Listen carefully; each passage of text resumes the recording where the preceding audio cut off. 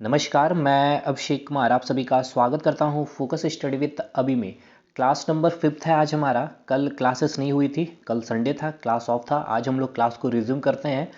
तो आप सभी को पता है LP technician JE group D. हर बार मैं इसको इंट्रोडक्शन को मैं इंक्लूड नहीं करूंगा आगे के वीडियो में, बट मैं लास्ट फिर से बता रहा हूं कि ये जो सीरीज चल रही है आपकी, चाहे एलपी टेक्नीशियन हो, मैंने पूरा टारगेट एलपी टेक्नीशियन जेई और ग्रुप डी को किया है। लेकिन इसके अलावा आपका कोई भी एग्जामिनेशन है जहां साइंस पूछी जाती है, जो यहाँ पर आपको दिया जा रहा है उससे नीचे लेवल तक के ही आपके सवाल बनेंगे, ठीक है।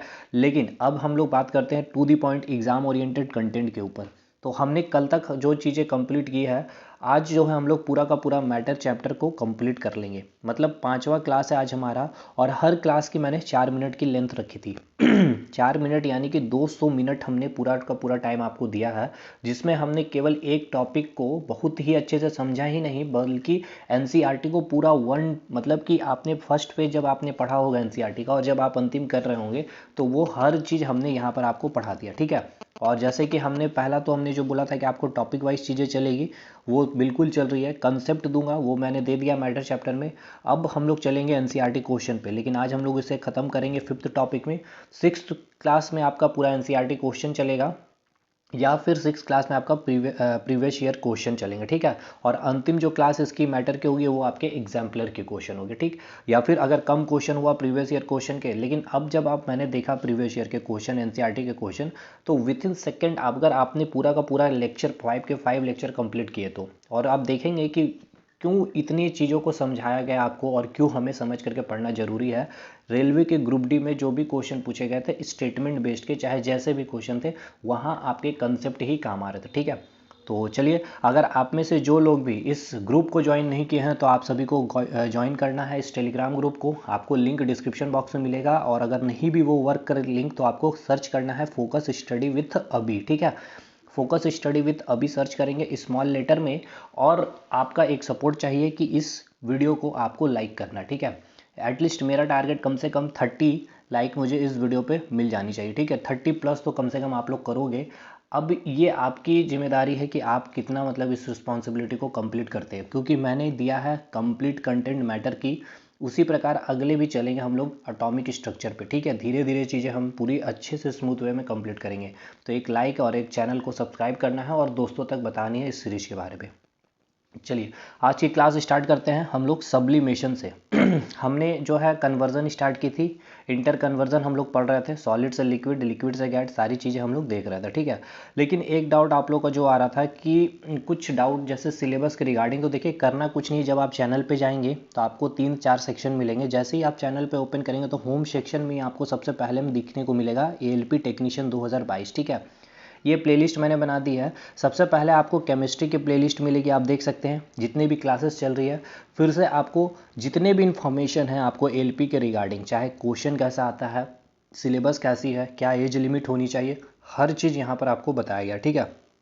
और अभी अगर आपने से कोई भी इंटरेस्टेड है बेसिक साइंस, मतलब इंजीनियरिंग ड्राइंग के लिए भी, तो वो भी जा कर के यहाँ से क्लास कर सकते हैं। मैंने करवाया था जब 2018 में, ठीक है। तो ये आपका डाउट यहाँ पे क्लियर होता है। बार बार मुझसे नहीं पूछेंगे इनका सिलेबस उनका सिलेबस कैसे चीज़ें कंप्लीट होगी। और इंजीनियरिंग ड्राइंग का फ्रेश से क्लास स्टार्ट किया जाएगा, लेकिन अभी नहीं, उसके लिए CBT 2 पहले आने दीजिए। चलिए, तो आज जो हम लोग स्टार्ट करने वाले हैं सब्लिमेशन के कंसेप्ट को समझेंगे। तो थोड़ी सी चीज़ें हम पहले पीछे चलेंगे, जो चीज़ें हमने पढ़ी है। देखिए, हमने पहले क्या किया था कि मतलब कि 3 स्टेट देखे थे मैटर्स के, ठीक है। मैटर्स के हमने 3 स्टेट की बात की थी, जिसमें से 3 आपके थे सॉलिड, लिक्विड एंड गैस, ठीक है। हमने सॉलिड टू लिक्विड जाना सीखा था। एक बार फ्रेश पेज ले लेते हैं। चलिए, देखिए हमने सबसे पहले क्या देखा इंटर कन्वर्जन में।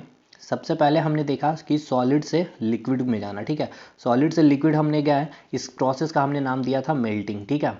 उसके बाद हमने लिक्विड से सॉलिड भी आया, यहाँ पे हमने क्या किया था, हीट एनर्जी को क्या किया था, गेन किया था, ठीक है। और जब हम लिक्विड से सॉलिड आए तो हमने इस प्रोसेस का नाम दिया था फ्रीजिंग, या फिर हमने यहाँ पर क्या किया था, हीट एनर्जी को रिलीज किया था, ठीक है। फिर हमने लिक्विड से गैस आना सीखा, और जब हम लिक्विड से गैस जब हम लोग लिक्विड से गैस आए तो इस प्रोसेस का नाम दिया था हमने क्या, वेपराइजेशन का। ठीक है, वेपराइजेशन का नाम दिया था, और साथ के साथ हम लोग यहाँ पर क्या कर रहे थे, हीट एनर्जी को गेन कर रहे थे। फिर फाइनली हमने गैस से लिक्विड आना सीखा, मतलब कि गैस से लिक्विड जब हम आ रहे थे तो इस प्रोसेस का नाम क्या दिए थे, कंडेंसेशन या फिर संघनन की क्रियाएं। ठीक है, संघनन प्रोसेस या फिर कंडेंसेशन प्रोसेस। इस केस में हम लोग क्या कर रहे थे, हीट एनर्जी रिलीज कर रहे थे। तो आपने यहाँ सॉलिड फॉर्म में क्या लिया था, बर्फ लिया था, और बर्फ से पहले हमने उसे पानी में लाया और लिक्विड फॉर्म में लाया, और फिर से हमने लिक्विड से हमने क्या किया, उसे गैस के फॉर्म में चेंज किया। मतलब कि जब आपके पास बर्फ थी तो बर्फ को आपने गैस में लाने के लिए सबसे पहले क्या किया, लिक्विड फॉर्म में उसे चेंज किया, और उसके बाद फर्दर आपने हीट दे करके फिर से उसे आपने क्या किया था, गैस के फॉर्म में चेंज किया था। ये हमने कन्वर्जन पूरी चीज़ें समझी थी। लेकिन आज जो प्रोसेस होने वाली है, हम डायरेक्ट सॉलिड से गैस में चलने जाएंगे। ठीक है, यहाँ जो लिक्विड का जो एक इंटरमीडिएट जो प्रोसेस था, इस प्रोसेस को यहाँ इंक्लूड नहीं किया जाएगा। कहने का मतलब ये है कि आपने दो मैरिज का नाम सुना है, एक होता है आपका अरेंज मैरिज और एक होता है आपके लव मैरिज। ठीक है, अब ये जो भी अरेंज मैरिज होती है तो यहाँ पर बॉयज़ हो गए, यहाँ गर्ल्स, और बीच में जो होता है एक मीडिएटर होता है जिसके थ्रू आपकी शादी की जाती है। ठीक, लेकिन अब लव मैरिज में क्या होता है, डायरेक्ट बॉय और गर्ल्स के बीच में शादियाँ हो जाती है। तो ये हो गया लव मैरिज।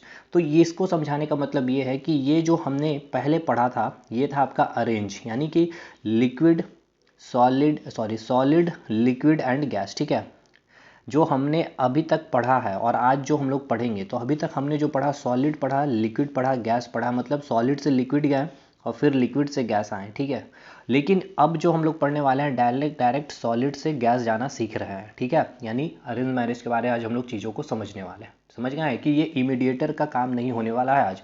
मतलब हम डायरेक्ट सॉलिड से गैस चले जाएंगे विदाउट अपने स्टेट को लिक्विड में लाए हुए। ठीक है, अब जो स्टेट का कन्वर्जन होता है, हमने क्या देखा था कि स्टेट का जब भी कन्वर्जन होता है, अगर ये सॉलिड है और ये लिक्विड है, तो इसमें हम क्या चेंज करते हैं, जो पार्टिकल्स होते हैं उनके प्रॉपर्टीज़ को हम क्या करते हैं, चेंज कर देते हैं। और जैसे ही पार्टिकल्स की प्रॉपर्टीज चेंज होती है तो उसकी स्टेट भी चेंज हो जाती है। जैसे कि सॉलिड के पार्टिकल के बीच में जो फोर्स ऑफ अट्रैक्शन काफ़ी स्ट्रांग लग रहा होता है। ठीक है, लेकिन यही लिक्विड के पार्टिकल की अगर बात कर ली जाए तो यहाँ पर फोर्स ऑफ अट्रैक्शन काफ़ी वीक होता था। तो हमने यहाँ पर कैसे क्या क्या किया था कि हमने यहाँ पर बर्नर ऑन करके हीट एनर्जी दी थी, और इनके बीच जो लग रहा था फोर्स ऑफ अट्रैक्शन उसको ओवरकम करके, जैसे ही हमने इसके फोर्स ऑफ अट्रैक्शन को ओवरकम किया, इसके पार्टिकल के बीच में लगने वाला जो बल था वो कम हुआ, और ये हमने देखा ये लिक्विड के पार्टिकल के जितने भी लिक्विड के पार्टिकल के बीच में जो फोर्स ऑफ अट्रैक्शन लग रहा था उतना जैसे ही आया, तो ये जो सॉलिड के जो पार्टिकल थी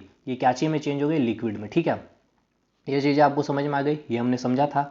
तो चलिए अब समझते हैं सब्लिमेशन। अब एक चीज़ और भी, अब देखिए सब्लिमेशन मतलब हमने समझा क्या है कि डायरेक्ट सॉलिड से गैस में चले जाना। ठीक है, इट मीन्स कोई भी एक ऐसा ऑब्जेक्ट जो आपके पास होगा, आपके हाथों में होगा, ठीक है, वो लिक्विड में तो चेंज नहीं होगा, वो डायरेक्ट गैस में चेंज हो जाएगा। मतलब आपके हाथों में आप जैसे उसे अपने हाथों में रखेंगे, आपके हाथों से वो जो ऑब्जेक्ट होगा वो चेंज हो जाएगा गैस में विदाउट आपके हाथ को भिंगाए हुए, क्योंकि ये अपने स्टेट को लिक्विड फॉर्म में लाया नहीं। अगर वो लिक्विड फॉर्म में चेंज हुआ नहीं, वाटर फॉर्म में चेंज आया नहीं, वाटर के ड्रॉपलेट आपके हाथ में बने नहीं, तो आपके हाथ में क्या होगा, मतलब आपका हाथ भींगा हुआ फील नहीं होगा।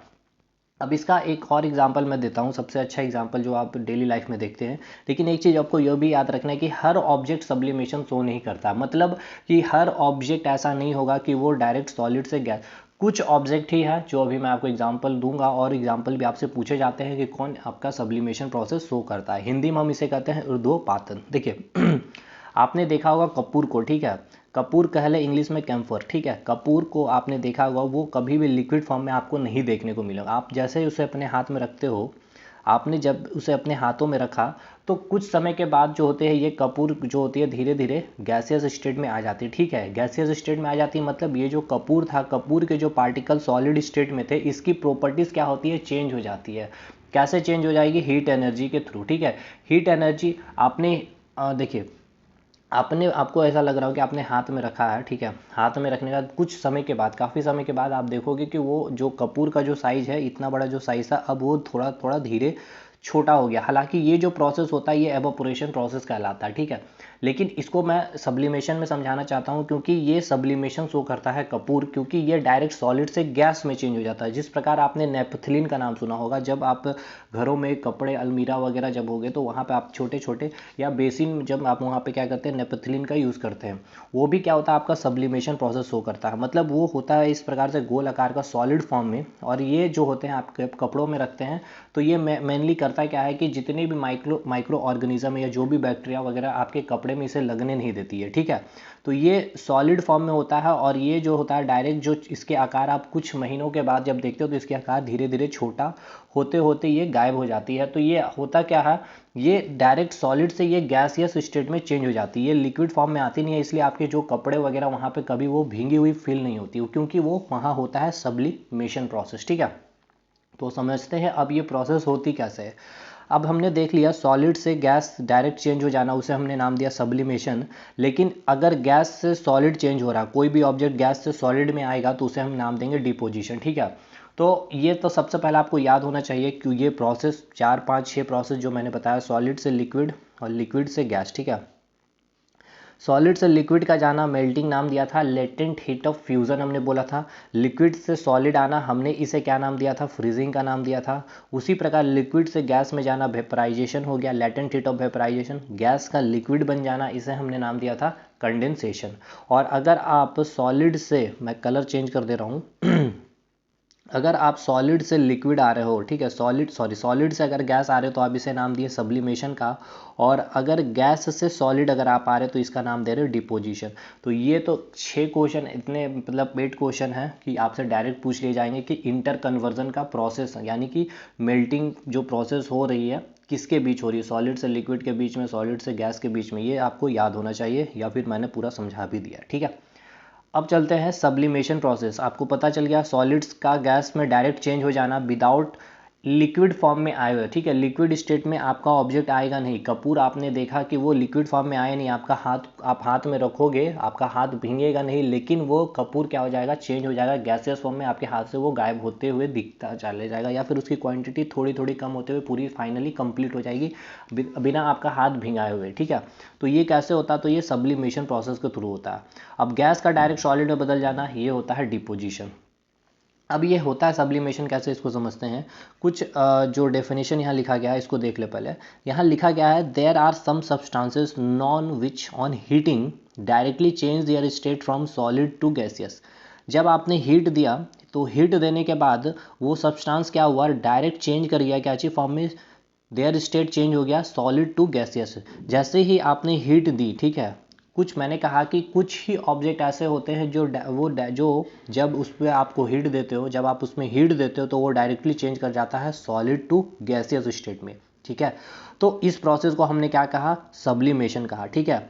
और फिर यहाँ लिखा गया है कि there are some substances known which on heating directly change their state from solid to gaseous and vice a versa on cooling.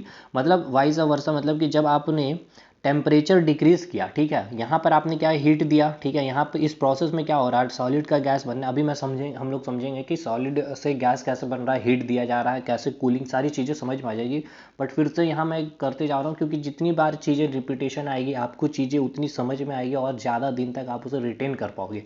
तो सॉलिड से गैस का बदलना सब्लिमेशन प्रोसेस, ये हुआ कैसे, इसने हीट एनर्जी गेन किया, हमने बर्नर ऑन कर दिया, अभी हम दिखाएंगे आपको बर्नर वगैरह सारा एग्जांपल के साथ। हीट देने के बाद ये सॉलिड के जो पार्टिकल थी उसके पार्टिकल की प्रॉपर्टीज़ क्या हो गई, चेंज हो गई। क्योंकि जब भी इंटर कन्वर्जन होता है या फिर मैटर जब भी अपनी स्टेट को चेंज कर रही होती है, सॉलिड से लिक्विड, लिक्विड से गैस, गैस से लिक्विड, लिक्विड से सॉलिड, सॉलिड से गैस, गैस से सॉलिड, तो वहाँ पर एक्चुअल होता क्या है कि जो मैटर्स के जो पार्टिकल्स है उसके पार्टिकल के प्रॉपर्टीज़ क्या होती है, चेंज होती है, ठीक है।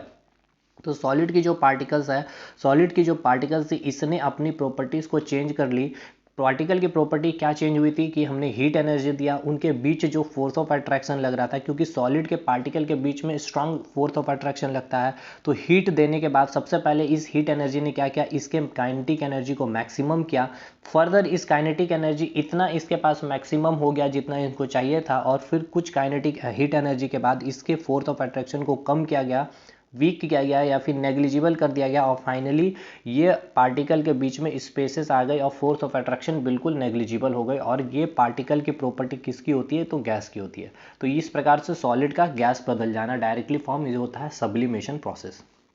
अब एग्जाम्पल आपसे पूछा जाता है तो आपको याद रखना है कैम्फर, कपूर, नौसादर, NH4Cl, अमोनियम क्लोराइड भी कहते हैं, शुष्क बर्फ, ड्राई आइस, इसको समझेंगे भी कैसे ड्राई आइस क्या, सॉलिड कार्बन डाइऑक्साइड को हम लोग क्यों कहते हैं ड्राई आइस, ये भी समझेंगे। नेपथलीन जो आप कपड़ों वगैरह में रख देते हैं बैक्टीरिया माइक्रो ऑर्गेनिज्म से बचने के लिए, और आपका आयोडीन हो गया, गंधक हो गया, सल्फर हम जिसे बोलते हैं, और आपका एंथ्रेसिन, ये सभी जो होता है ये डायरेक्टली सॉलिड से ये जो होता है आपका गैस के फॉर्म में चेंज कर, ये लिक्विड स्टेट में नहीं मिलेगा आपको, ठीक है, ये सॉलिड से डायरेक्ट गैसियस फॉर्म में मिलेंगे जिसे हम नाम देते हैं सब्लिमेशन।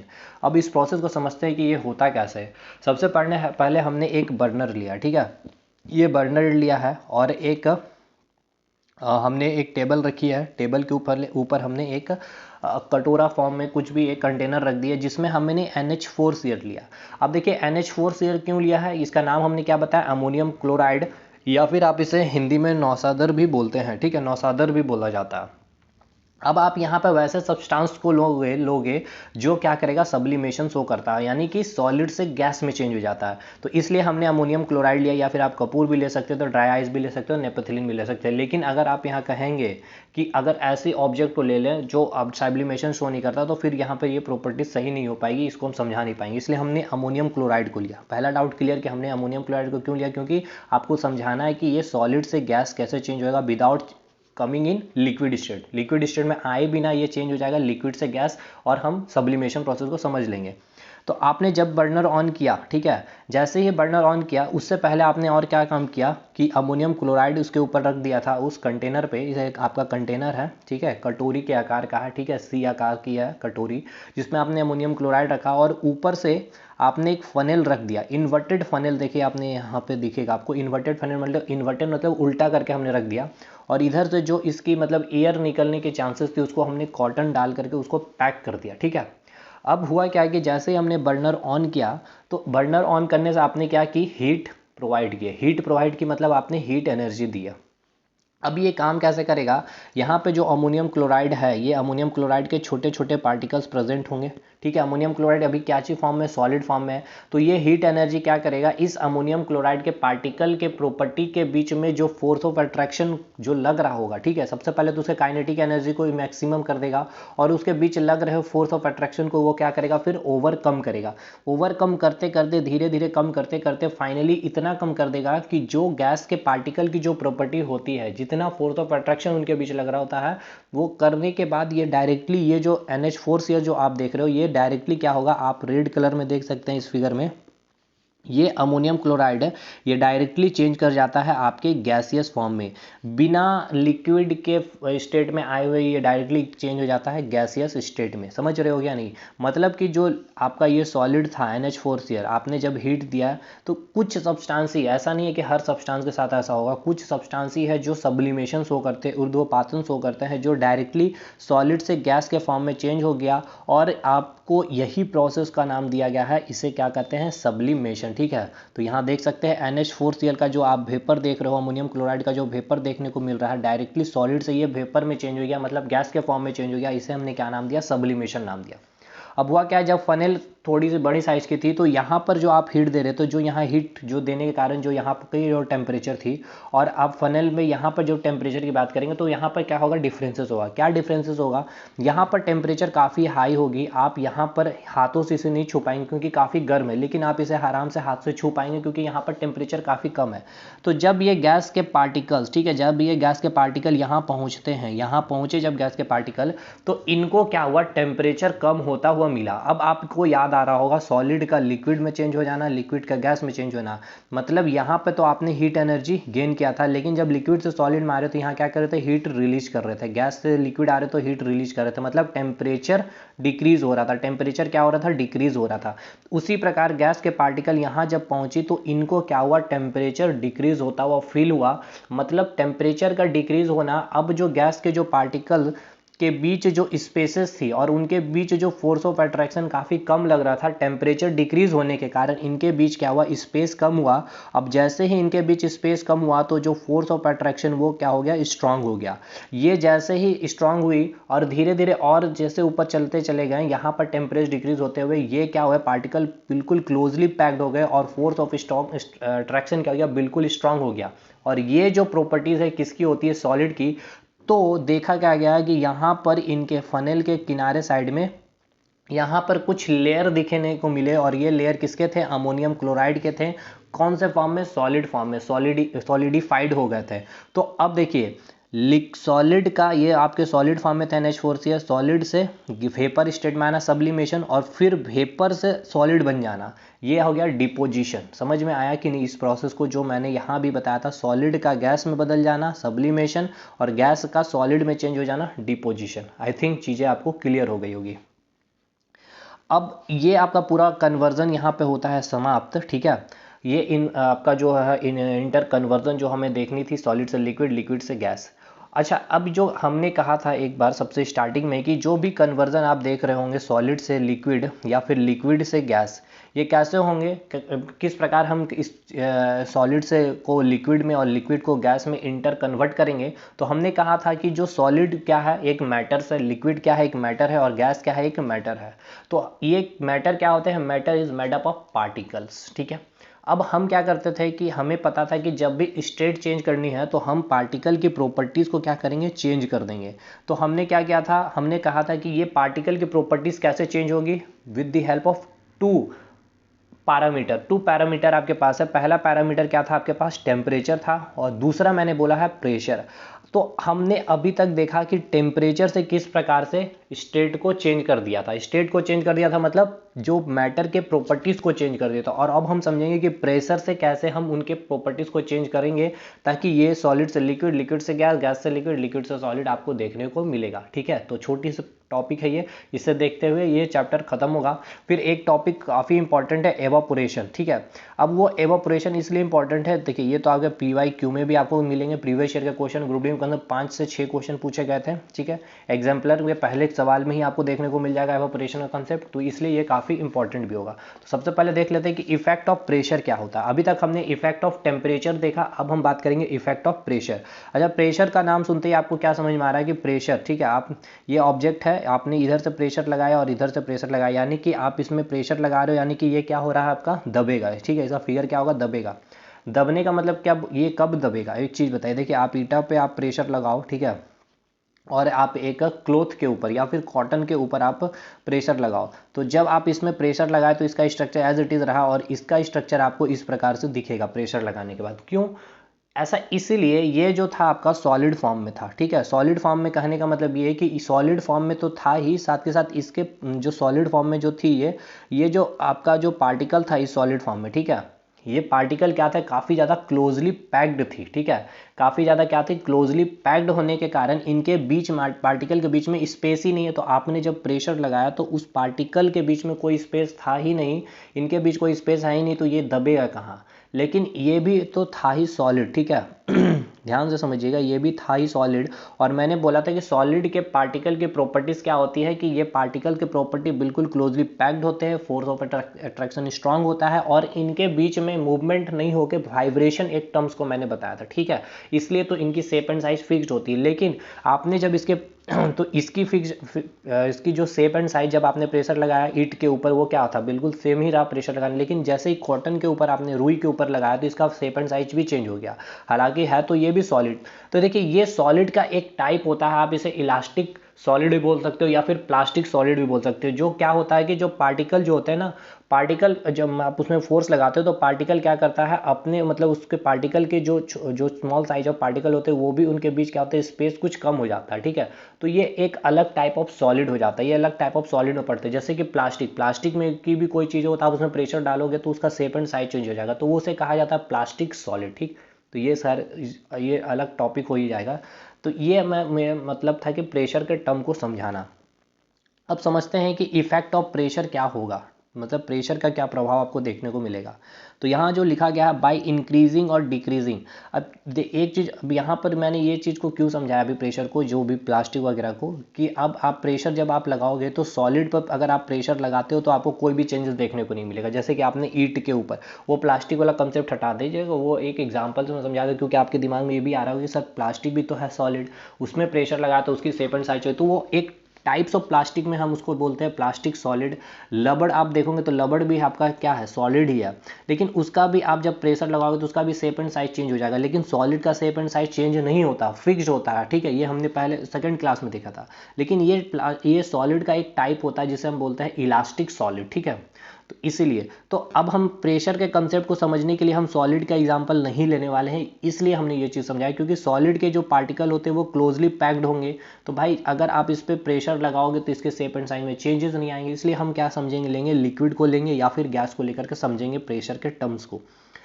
पहले क्या लिखा हुआ है यहाँ पर कि बाय इंक्रीजिंग और decreasing the pressure can change the state of matter.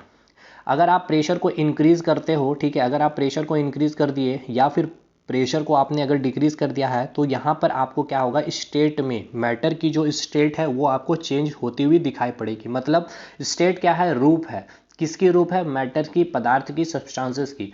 Physical classification हमने तीन रूप देखे हैं, एक है आपका सॉलिड, एक है लिक्विड और एक है गैस। जिस प्रकार ह्यूमन बींग्स के रूप की बात की थी, मेल फीमेल चिल्ड्रन, उसी प्रकार पदार्थ के भी तीन रूप है, तीन स्टेट है फिजिकल क्लासिफिकेशन में, सॉलिड लिक्विड गैस।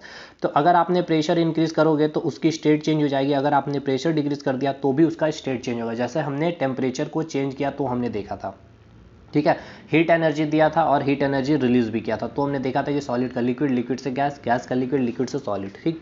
तो अब इसका एग्जांपल समझिएगा, आप घरों में सिलेंडर यूज़ करते हैं एलपीजी, ठीक है, एलपीजी गैस। आपने इसको क्या बोला, एलपीजी गैस, गैस आप हमेशा ही बोलते हो, ठीक है, क्या बोलते हो, गैस खत्म हो गया है, गैस फिलअप करवाना है।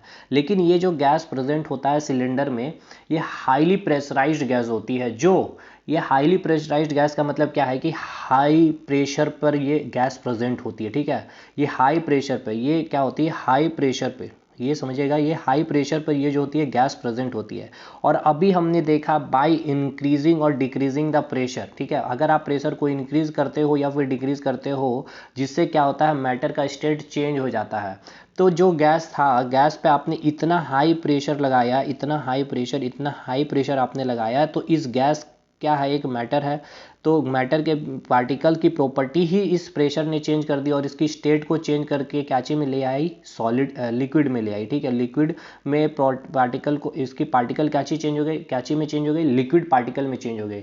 लिक्विड पार्टिकल में चेंज क्यों हो गई, क्योंकि हाई प्रेशर के कारण, क्योंकि प्रेशर भी क्या होता है, एक पैरामीटर है जो स्टेट में चेंज कर देता है, मैटर की स्टेट को चेंज कर देता है। इसीलिए तो आप एलपीजी गैस, जो गैस होने के बावजूद आप उसे क्या नाम देते हो, लिक्विफाइड पेट्रोलियम गैस, क्योंकि ये गैस लिक्विड फॉर्म में, ये गैस क्या होता है, लिक्विड फॉर्म में प्रेजेंट होता है।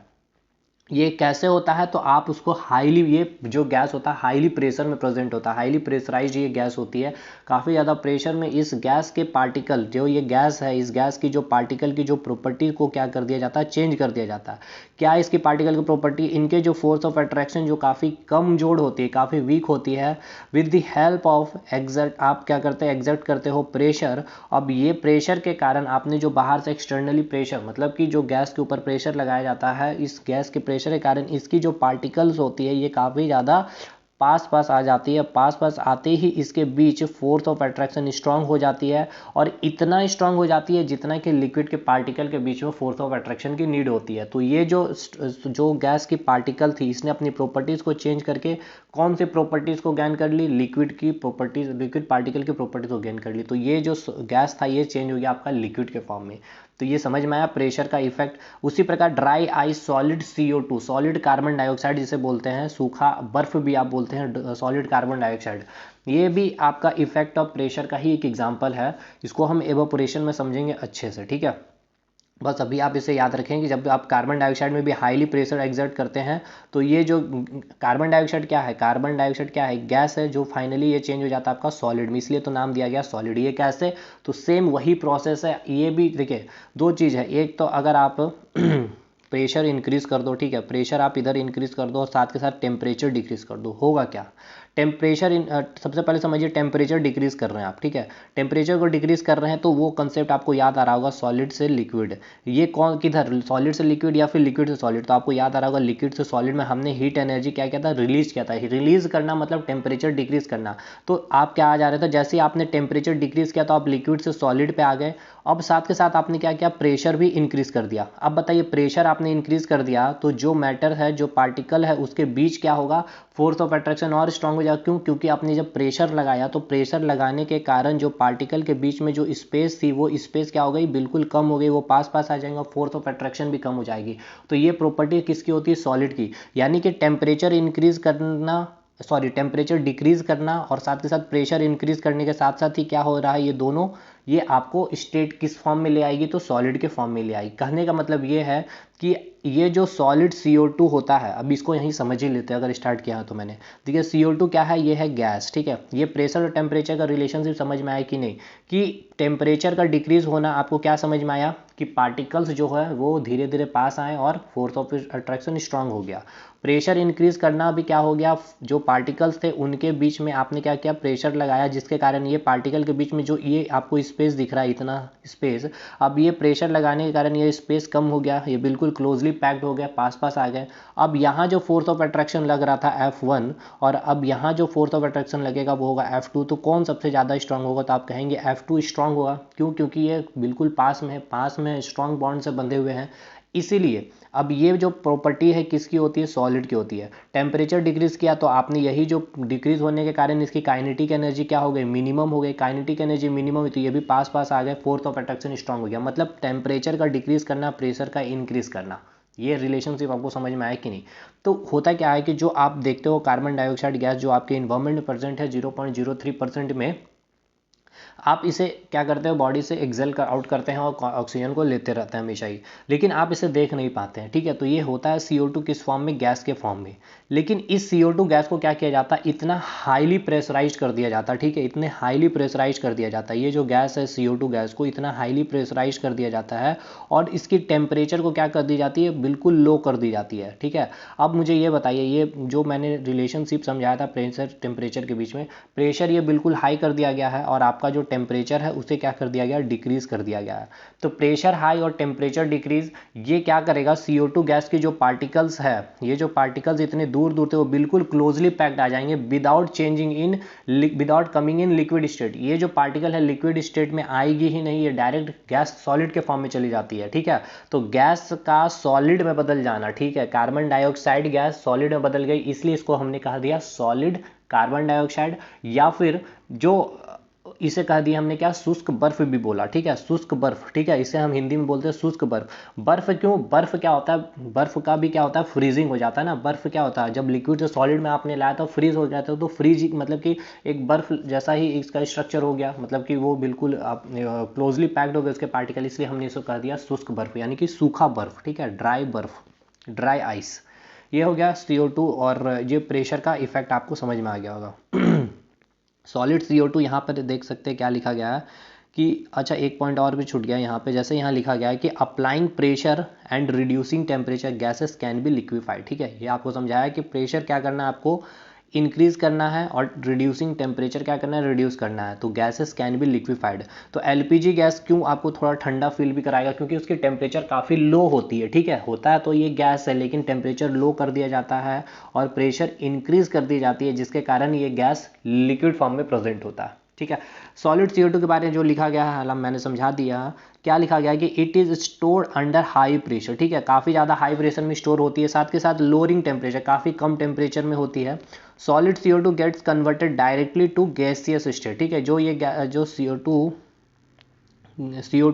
सॉलिड CO2 जो था आपका, सॉलिड CO2 आपने जो लिया वो डायरेक्ट चेंज हो जाता है आपका गैसियस स्टेट में, या फिर कह सकते हैं गैस कार्बन डाइऑक्साइड जो गैस है वो डायरेक्ट चेंज हो जाता है आपका सॉलिड फॉर्म में on decrease of pressure to 1 atmosphere. देखिए मतलब यहाँ उल्टा लिख दिया गया, it is store under high pressure, ठीक है, आपने हाई प्रेशर सॉलिड CO2 जो होता है, सॉलिड CO2 की बात की जा रही है, यानी कि कार्बन डाइऑक्साइड जो गैस था वो सॉलिड CO2 फॉर्म में कैसे आया था, by under high pressure and lowering temperature के साथ में, ठीक है, ये हमने समझाया। अब यहाँ बोला गया है कि सॉलिड CO2 जो है आपका, ये जो सॉलिड CO2 यानी कि बिल्कुल क्लोजली पैक्ड होंगे, फोर्स ऑफ अट्रैक्शन स्ट्रांग होगा, अगर आपने क्या किया है इसको सॉलिड CO2 को अगर आपको गैसियस फॉर्म में लाना, ये देखिए जब आपने टीवी वगैरह में देखा होगा, शो वगैरह में, जब कोई भी होस्ट वगैरह जब अंदर आते हैं प्रोग्राम में तो नीचे से धुआं निकलते हुए देखते होंगे, ठीक है। ये होता क्या है, यही होता है, ठीक है।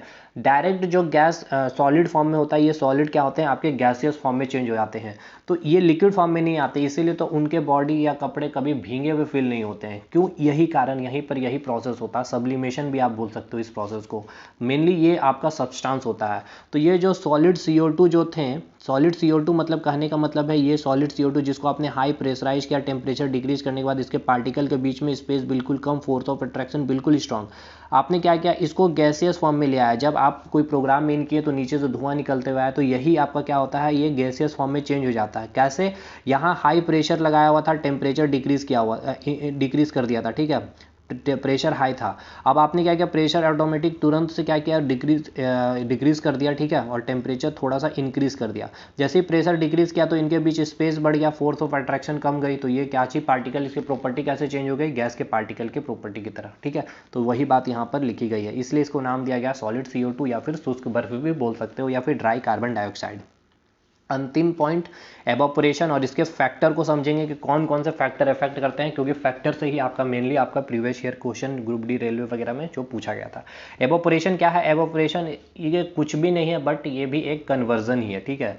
कन्वर्जन ही मतलब जिस प्रकार सॉलिड से लिक्विड पढ़ते हैं, लिक्विड से गैस पढ़ते थे हम लोग, लेकिन ये जो कन्वर्जन हो रहा था एक सर्टेन टेम्परेचर पर हो रहा था। मतलब कहने का अर्थ ये है, जो सॉलिड से लिक्विड हम लोग जब जा रहे थे और लिक्विड से गैस जा रहे थे, ठीक है, सॉलिड से जो बर्फ आपने लिया था -10 डिग्री सेल्सियस पे, आपने हीट देते देते इसको 0 डिग्री सेल्सियस पे लाया था, तो 0 डिग्री सेल्सियस पे जब तक ये आई थी तब तक क्या हुआ था कि इसके जो पार्टिकल्स की काइनेटिक एनर्जी मैक्सिमम कर दी गई थी। फिर फर्दर कुछ देर तक टेम्परेचर क्या था, 0 डिग्री सेल्सियस ही थर्मामीटर ने शो किया था। यहाँ पे क्या हुआ था, लेटेंट हीट ऑफ फ्यूजन पढ़ा था आपने, लेटेंट हीट ऑफ फ्यूजन का कंसेप्ट आपने देखा था। मतलब कि पूरा का पूरा जब तक कि सॉलिड पार्टिकल लिक्विड पार्टिकल में चेंज नहीं कर गया था 0 डिग्री सेल्सियस टेम्परेचर पे, तब तक ये जो टेम्परेचर जो थर्मामीटर आपको मेजर, कोई अलग सा आपको नेक्स्ट टेम्परेचर दिखाया नहीं था, मतलब इंक्रीज टेम्परेचर नहीं दिखाया था 0 डिग्री सेल्सियस। कब तक? जब तक कि सॉलिड लिक्विड में नहीं कन्वर्ट हो गया था। कौन सा टेम्परेचर था ये? 0 डिग्री सेल्सियस टेम्परेचर। तो उसी प्रकार लिक्विड कब गैस में बदल गया था, तो यहाँ से फिर से आपने 0 डिग्री सेल्सियस आपने हीट देना स्टार्ट किया, तो 1 2 3 4 89 99 तक आपने 100 डिग्री सेल्सियस तक थर्मामीटर ने टेम्परेचर दिखाया। फिर कुछ देर तक थर्मामीटर ने 100 डिग्री सेल्सियस ही दिखाया। क्यों? कब तक दिखाया? जब तक कि लिक्विड की पूरी पार्टिकल गैस की पार्टिकल में चेंज नहीं हो गई थी। ये कौन सा टेम्परेचर था? 100 डिग्री सेल्सियस था। उसी प्रकार लिक्विड से सॉलिड फ्रीजिंग भी हुआ था 0 डिग्री सेल्सियस पे, और गैस का लिक्विड भी हुआ था 100 डिग्री सेल्सियस पे। कहने का ये मतलब है कि ये एक सर्टेन टेम्परेचर पे हुआ था, 0 डिग्री सेल्सियस और 100 डिग्री सेल्सियस। लेकिन एवापोरेशन में भी होता क्या है कि लिक्विड से होता तो ये भी गैस में चेंज, लेकिन कोई एक सर्टेन टेम्परेचर यहाँ पर फिक्स नहीं होती है। इसको हिंदी में बोलते हैं वाष्पीकरण की क्रियाएं, ठीक है, वाष्पीकरण। यहाँ कोई फिक्स टेम्परेचर नहीं होता 100 डिग्री से, ये किसी भी तापमान पर किसी भी टेम्परेचर पर ये लिक्विड्स का गैस में बदल जाना। देखिए सिंपल थेट भाषा में बोले तो लिक्विड का गैस में चेंज हो जाना किसी भी टेम्परेचर पे। लेकिन हमने जब पढ़ा बॉइलिंग पॉइंट को, ठीक है, या फिर हमने पढ़ा लेटेंट हीट ऑफ वेपराइजेशन, ये कब हुआ था? एट 100 डिग्री सेल्सियस, ठीक है। कंडेंसेशन हमने देखा था वो कब हुआ था? 100 डिग्री सेल्सियस पे। लेकिन एवोपरेशन जो प्रोसेस होती है एट एनी टेम्परेचर, ठीक है, एट एनी टेम्परेचर लिक्विड का गैस में चेंज हो जाना। इसका हम एग्जांपल आपको देते हैं, जैसे कि जब आप कपड़ा धोते हो, ठीक है, बॉइलिंग पॉइंट में क्या हुआ था, हमने 100 डिग्री बर्नर ऑन किया था, बिल्कुल 100 डिग्री सेल्सियस पे हमने उसे पूरा टेम्परेचर को दिया, तब जाके फाइनली लिक्विड क्या हो गया, आपके पार्टिकल जो थे मैक्सिमम काइनेटिक एनर्जी होने के बाद कुछ देर तक उसने क्या किया, उसके फोर्स ऑफ अट्रैक्शन को कम करके वो फाइनली वो गैस के पार्टिकल में चेंज हो जाते हैं। लेकिन अब ये एवोपरेशन में क्या होता है, ये लिक्विड से गैस में चेंज हो जाते हैं कोई भी एट एनी टेम्परेचर, वहाँ पे कोई भी टेम्परेचर, चाहे 40 डिग्री हो, चाहे 25 डिग्री, 30 डिग्री सेल्सियस पे भी आपको लिक्विड जो होता है गैस के फॉर्म में चेंज होता है, और ये प्रोसेस ही एवोपरेशन को कहलाता है। एग्जाम्पल, आप जब कपड़े वगैरह धोते हो तो क्या आप उसे 100 डिग्री सेल्सियस जब तक आपका तापमान नहीं हो जाता सूर्य की रोशनी से जो धूप निकल रही है, क्या तब तक आपके कपड़े सूखती है? ऐसा तो नहीं है। बरसात के मौसम में भी कपड़े सूख जाते हैं, थोड़ी सी मतलब कि ठंडी मौसम है तब भी सूख जाती है। 100 डिग्री सेल्सियस टेम्परेचर मतलब हमें नीड नहीं होता है, ठीक है। तब पानी कपड़े में क्या था, लिक्विड वाटर था, और ये कैसे सूखता है, गैस के फॉर्म में, वेपर के फॉर्म में वो लिक्विड आपके कपड़े से निकलती है तब तो यही तो प्रोसेस हो गया एवोपरेशन। क्या यहाँ आपने टेम्परेचर या नीचे से आपने आग लगा कर रखा था, कुछ ऐसा किया था, कुछ टेम्परेचर दिया था, बता मतलब यहाँ सिंपल सा एवोपरेशन कंसेप्ट ये है कि without providing any heat energy, ठीक है, एट एनी टेम्परेचर, ठीक है, at any temperature liquid changes into a gas form, ठीक है, ये इसको ही हम क्या कहते हैं, एवोपरेशन। यहाँ लिखा गया है कि ये एक कन्वर्जन है। एक और एग्जांपल देता हूँ कि जब आप काम करते हैं गर्मी के दिन में, क्या होता है कि आपके काम करने के साथ साथ आपकी बॉडी में काफ़ी ज़्यादा स्वेट आ जाते हैं, पसीने आ जाते हैं, ठीक है। तो वो पसीना क्या होता है, लिक्विड के फॉर्म में प्रेजेंट है, ठीक है, आपके बॉडी में। तो आपने क्या किया, उसको लिक्विड से गैस में, आखिर अगर आपने उसको कभी नहीं भी पहुँच पाते हो, आप उससे नहीं पहुँच पाते हो पसीने को, तो काफ़ी ज़्यादा बिजी होने के कारण तो वो पसीना यानी कि वो जो स्वेट था वो क्या चीज़ में प्रेजेंट था, लिक्विड फॉर्म में था।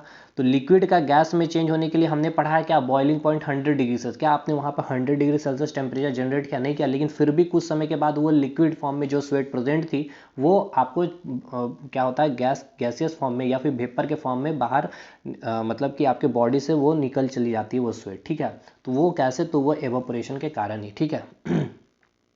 अब ये जो एवापोरेशन जब भी होगी, जहाँ भी होगी, वो एक कूलिंग इफेक्ट देती है, ठीक है। किस प्रकार ये कूलिंग इफेक्ट देती है, ठंडा फील करवाती है, इसको भी हम समझाते हैं। यहाँ क्या लिखा हुआ है इसको पढ़ लेते हैं।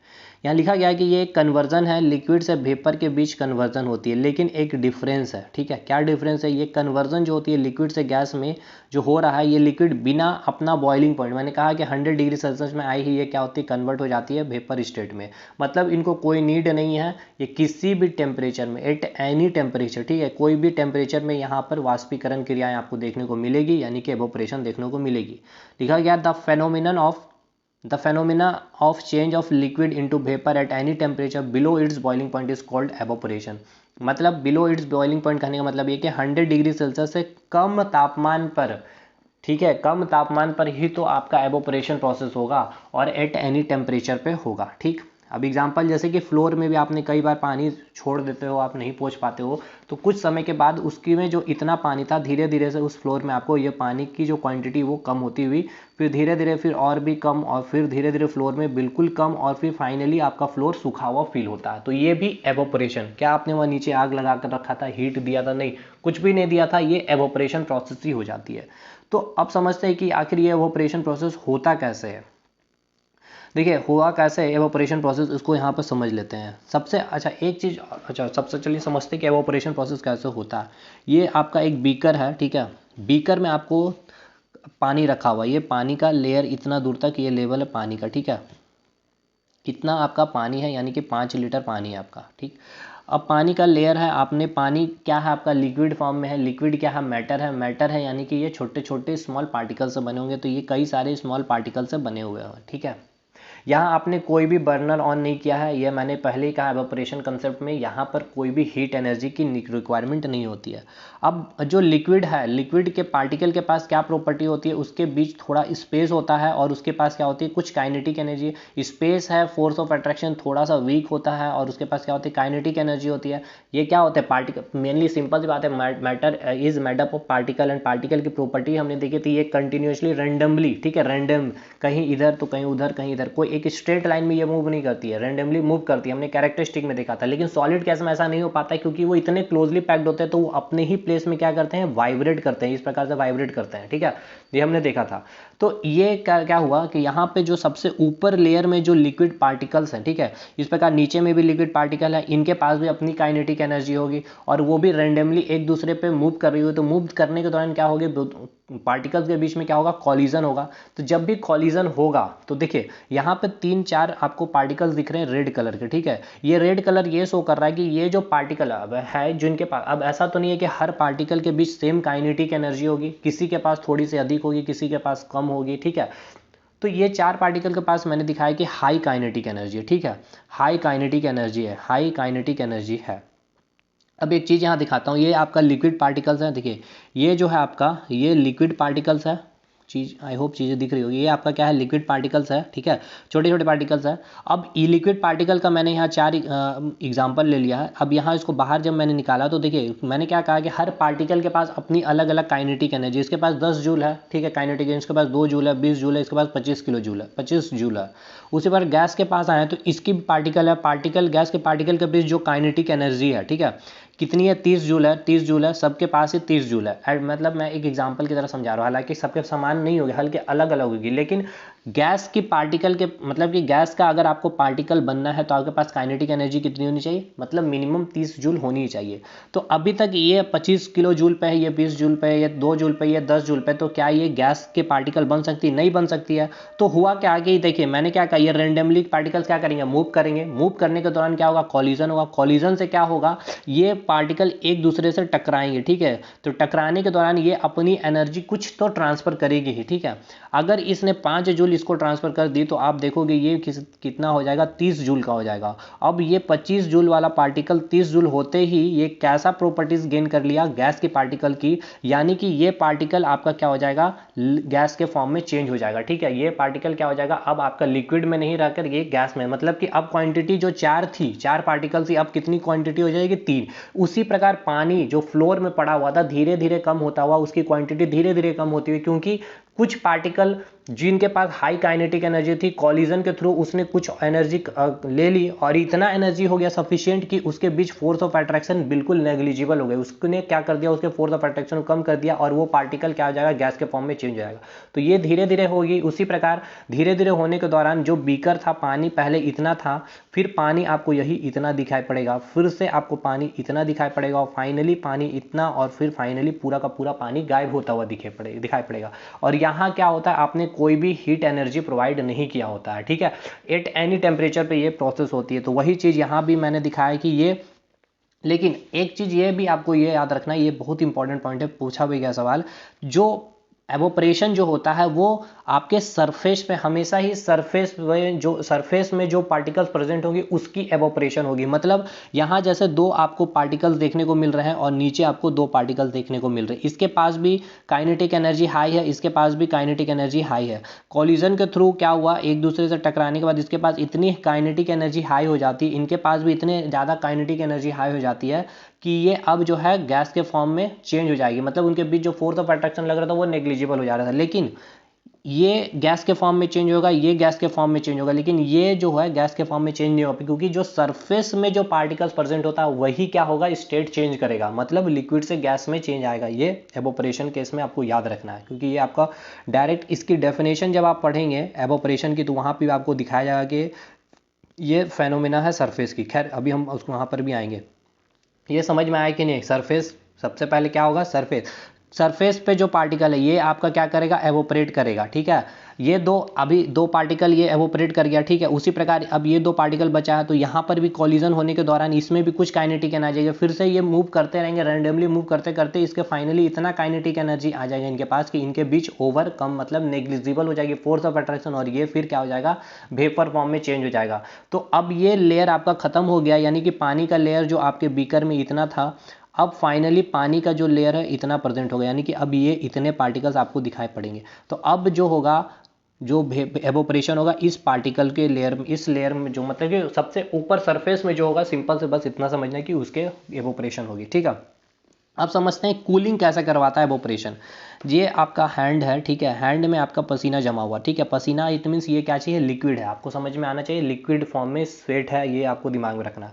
स्वेट आपका प्रेजेंट है लिक्विड फॉर्म में, लिक्विड फॉर्म में यानी कि लिक्विड क्या मैटर, छोटे छोटे पार्टिकल्स प्रेजेंट होंगे। अब इसने क्या किया, मैंने क्या बोला था कि ये पार्टिकल्स क्या करेंगे, मूव करेंगे, और कुछ आपकी जो बॉडी की जो टेम्परेचर है, ठीक है, देखिए बॉडी की जो टेम्परेचर है, मान के चलते हैं आपकी बॉडी के टेम्परेचर 98.6 डिग्री फ़ारेनहाइट है, तो इससे भी कुछ इसको थोड़ी बहुत तो हीट मिल रही होगी। हीट मिलने के कारण क्या होगी, इसमें थोड़ी सी मूवमेंट आएगी और ज़्यादा, ठीक है, काइनेटिक एनर्जी इसमें मूवमेंट करेगी, तो ये पार्टिकल मूव करते करते क्या हो जाएगा, फिर गैस के फॉर्म में चेंज हो जाएगा। तो इस आपके जो हाथ की जो टेम्परेचर थी उसको क्या किया, इस पार्टिकल ने गेन किया है, ठीक है, एब्जॉर्ब किया है। अगर आपके बॉडी से हीट निकाल दिया गया तो आपके बॉडी की टेम्परेचर क्या होगी, कम होगी या नहीं होगी। अगर कम होगी तो आपको क्या होगा, वहाँ ठंडा फील होगा। जैसे कि सुई इंजेक्शन लेने से पहले आपको लगाया जाता है स्प्रिट, ठीक है, स्प्रिट लगाया जाता है, वहाँ पर आपको क्या होता है, एक थोड़ा सा ठंडा फील होता है, फिर आपको इंजेक्शन दी जाती है। ऐसा क्यों, क्योंकि होता क्या है कि इस पार्ट मतलब इस बॉडी का ये आपका बाइसेप है, यहाँ पर अगर आपको इंजेक्शन लेनी है तो यहाँ पर स्प्रिट लगाया, तो इस स्प्रिट ने क्या किया, वो क्या करता है कि इस आपके जो बॉडी का जो टेम्परेचर है, ठीक है,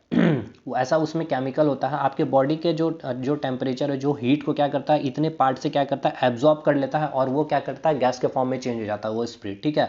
जो लिक्विड फॉर्म में था वो स्प्रिट, वो गैस के फॉर्म में चेंज हो जाता है, आपको दिखता तक नहीं है, वो गैस है लिक्विड, ये आपका गैस में चेंज हो गया। जिस प्रकार पसीना चेंज होता है आपके बॉडी के उस पार्ट से, इतने पार्ट से उसने क्या किया, हीट लिया और वो गैस के फॉर्म में चेंज हुआ। इतने पार्ट से अगर आपको हीट लेता है वो, ठीक है, तो यहाँ पर आपको ठंडा फील होगा, और थोड़ा सा मतलब कि आपका बॉडी का अदर पार्ट आपको उतना मतलब नॉर्मल टेम्परेचर पर रहेगा, लेकिन वहाँ ठंडा फील होगा। और ये इसलिए किया जाता ताकि आपको इंजेक्शन लगा दिया जाए, ताकि आपको पता नहीं चल जाए वहाँ पे ठंडा फील, आप ऐसा फील आपका माइंड करे फील कि यहाँ पे ठंडा फील और अचानक से वहाँ पे इंजेक्शन भी, ठीक है, दोनों चीज़ें हो जाती जिससे आपको थोड़ा कम दर्द या फिर आपको पता ही नहीं चलता। तो ये प्रोसेस होती है एवोपरेशन की। आई थिंक आपको इतनी चीज़ें समझ में आ गई होगी। तो अब चलते हैं फैक्टर अफेक्टिंग पे, ठीक है। यहाँ पर वही आप जैसे अब देखिए, अगर एवोपरेशन ना हो तो एवोपरेशन ना होने से बहुत सारी चीज़ें नहीं हो सकती, जैसे कि वर्षा नहीं होना, जैसे कि समुद्र है, तालाब है, नदियाँ हैं, ओशियन जितने भी, हिंद महासागर है, प्रशांत महासागर है, अटलांटिक ओशियन, जो भी चीज़ें है, तो वहाँ पर भी क्या होते हैं, समुद्र में जो या फिर महासागर में जो पानी है उनका क्या होता है, एवोपरेशन, यानी कि वो धीरे धीरे गैस के फॉर्म में चेंज होता है। सूर्य की रोशनी के कारण या उनमें पार्टिकल के मूवमेंट के कारण कुछ ना कुछ तो उनको हीट मिल ही जाता है, बट एक्सटर्नली आप कोई बर्नर या आग लगा करके आप उसमें हीट नहीं दे रहे होते हैं। तो अब ये वेपराइज करेगा तो फिर वो क्या होगा, बादल का फॉर्मेशन लेगा, बादल का फॉर्मेशन लेने के साथ साथ फिर अब ऊपर चला गया, ठीक है, ये ऊपर चला गया गैस की पार्टिकल, देखिए ये समुद्र है, ठीक है, धीरे धीरे ये क्या हुआ, गैस के फॉर्म में यहाँ पे इसने क्या किया, लेयर बना लिया बादल का। अब यहाँ पर जो टेम्परेचर है थोड़ा सा कम होगा, ठीक है ना, टेम्परेचर यहाँ पर कम है, तो टेम्परेचर कम होने के बाद क्या हुआ, जो गैस के पार्टिकल दूर दूर तक फिर ये क्लोजली पैक्ड होने आएंगे, सामने आ जाएंगे, तो ये क्या चीज़ लिक्विड के फॉर्म में चेंज हो जाएगा, जो आपको फिर से वर्षा के फॉर्म में बाहर आते हुए दिखेगी, ठीक है। तो अगर एवोपरेशन ना हो तो सोचिए वर्षा नहीं होगी, वर्षा नहीं होगी तो फिर आप समझ सकते हैं कितनी सारी चीज़ें आ जाएगी। तो ये आपका एवोपरेशन का कंसेप्ट था, यहाँ पे चीज़ें समझा दी है, बाकी सारी चीज़ें क्लियर ही होगी, ठीक है। यहाँ पे बोला गया the phenomenon change of liquid into vapour gate and इंटरमिबिलिटी से ग्लोबल एवोपरेशन, ये मैंने बता दिया है, ठीक है।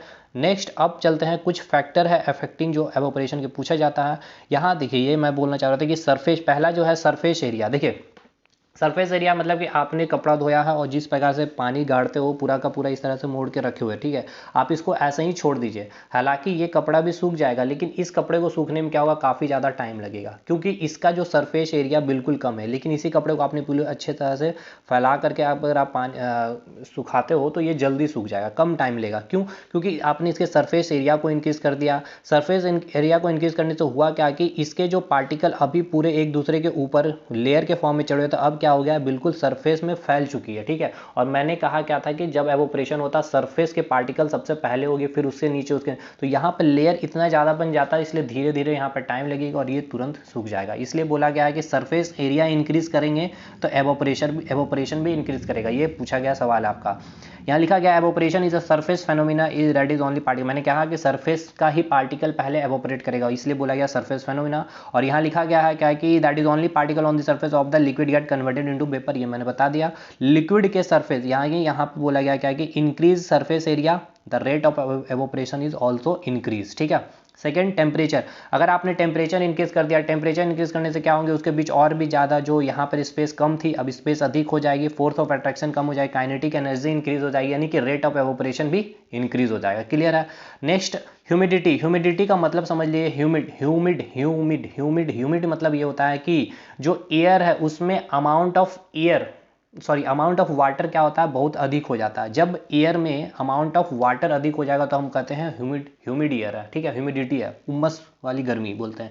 ह्यूमिडिटी क्या है, humidity is the amount of water vapour present in air, मतलब जो एयर है, एयर में वाटर वेपर अधिक अमाउंट में जब प्रेजेंट होता है तो हम उसे कहते हैं ह्यूमिडिटी। अब ये बताइए, जब एयर है, एयर क्या है आपका, गैस है, गैस में अगर वाटर अधिक अमाउंट में प्रेजेंट है, ठीक है, अगर वाटर अधिक अमाउंट में प्रेजेंट है तो एवोपरेट होने में टाइम लगेगा कि नहीं, उस ठीक है, एवोपरेशन होने वहाँ पे क्या लगेगा, टाइम लगेगा, ठीक है, क्योंकि यहाँ पर ऑलरेडी वाटर वेपर प्रेजेंट है, मतलब सॉरी वाटर, वहाँ वाटर के पार्टिकल्स प्रेजेंट है। अगर एयर में यानी कि गैस में वाटर ह्यूमिडिटी कम हमने कर दिया, ह्यूमिडिटी डिक्रीज कर दिया गया, ठीक है, ह्यूमिडिटी डिक्रीज करने का मतलब क्या है कि गैस यानी कि एयर में क्या है, वाटर के पार्टिकल ना के बराबर यानी कि कम है, तो वहाँ पे एवोपरेशन होगा फास्ट। क्यों फास्ट होगा, एवोपरेशन फास्ट होगा क्योंकि वहाँ पर जो मतलब कि कम वाटर के पार्टिकल्स प्रेजेंट है, ठीक है। देखिए दो तरह की गैस है, मैंने हवा, आप समझिए इसको हवा, ठीक है, हवा से इसको गैस में बोल रहा हूँ, ठीक है। ये है आपका ह्यूमिड एयर, ठीक है, ये है आपका बहुत मतलब हाई ह्यूमिडिटी, इंक्रीज हाई मतलब इंक्रीज है ह्यूमिडिटी यहाँ पर, यहाँ पर जो है ह्यूमिडिटी डिक्रीज है। ह्यूमिडिटी इंक्रीज मतलब क्या है कि गैस के जो पार्टिकल्स हैं, ठीक है, यहाँ पर वाटर के पार्टिकल्स भी काफ़ी, मतलब यहाँ पर वाटर पार्टिकल्स काफ़ी है, मतलब वाटर की क्वांटिटी अधिक प्रेजेंट होगी एयर में, ठीक है, और यहाँ पे जो गैस के पार्टिकल है, यहाँ पर वाटर की क्वांटिटी काफ़ी कम होगी, तो जो रेट ऑफ एवोपरेशन होगा यहाँ पर इसको काफ़ी ज़्यादा कम लगेगा, और यहाँ इसे रेट ऑफ एवोपरेशन होने में हाई लगेगा।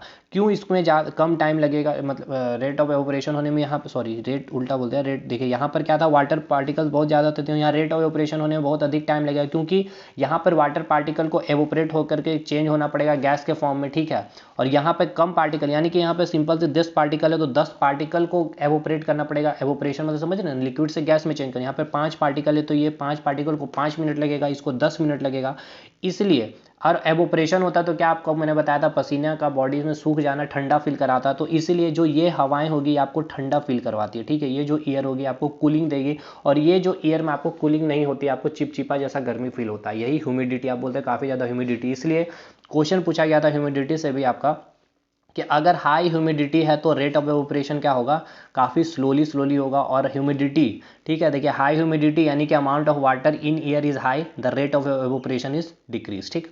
और आपने अगर विंड, हवा की गति अगर तेज हो गई तो सिंपल सी बात है, कोई भी कपड़ा अगर आपने मतलब सूखने को दिया, तो अगर हवा तेज हो गई है, हवा तेज कर देने से क्या होगी, तो तेज करने से क्या होगी, उनके बीच जो मॉलिक्यूल के पार्टिकल, जो सॉरी जो मेटल्स के जो पार्टिकल में मूवमेंट तेज हो जाएगा, काइनेटिक एनर्जी हो जाएगी अधिक, फोर्स ऑफ अट्रैक्शन कम होते चला जाएगा, और गैस के फॉर्म में तुरंत चेंज हो जाएगा, तो रेट ऑफ एवोपरेशन यानी कि लिक्विड से गैस का चेंज होना भी फास्ट हो जाएगा, एवोपरेशन भी इंक्रीज हो जाएगी, ठीक है। तो आई होप चीज़ आपको समझ में आ गई, पूरा का पूरा factor affecting evaporation, sublimation, deposition, सारी चीज़ें हमने कंप्लीट। फाइनली आज आपका टॉपिक होता है कंप्लीट, आपका मैटर चैप्टर पूरा का पूरा फिनिश, ठीक है। कल हम लोग PYQ करेंगे, एग्जाम्पलर्स NCERT के क्वेश्चन भी करते हुए निकल चलेंगे मैटर्स टॉपिक को बहुत अच्छे से स्मूथ वे में। चीज़ें अच्छी लगी वो लाइक कमेंट शेयर जरूर करेंगे। मिलेंगे अगले वीडियो में, तब तक के लिए धन्यवाद।